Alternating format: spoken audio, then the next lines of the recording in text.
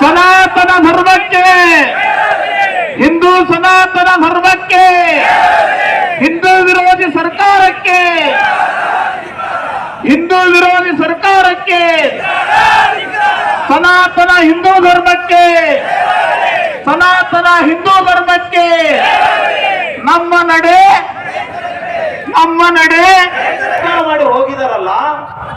ಇವತ್ತು ಆ ಮೈಬೂಬ್ ಸುಬಾನಿ ದಾವೂದ್ ಮಲ್ಲಿಕನ್ ಗೋರಿ ಮಾಡಿದ ಹೊಲನೂ ಕೂಡ ವಕ್ಫ್ ಬೋರ್ಡ್ ಆಗಿದೆ.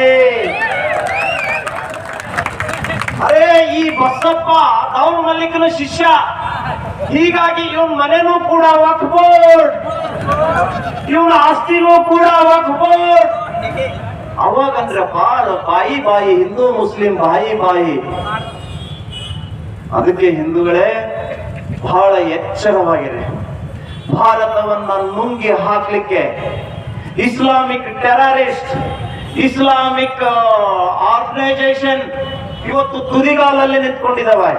ಹೀಗಾಗಿ ನಮ್ಮ ಮಠ ಮಂದಿರಗಳ ರಕ್ಷಣೆಗಾಗಿ, ನಮ್ಮ ರೈತರ ಆಸ್ತಿ ಉಳಿವಿಗಾಗಿ ನಾವು ನಿರಂತರವಾಗಿ ಹೋರಾಟ ಮಾಡಬೇಕಾಗಿದೆ. ಕಾಂಗ್ರೆಸ್ ಸರ್ಕಾರ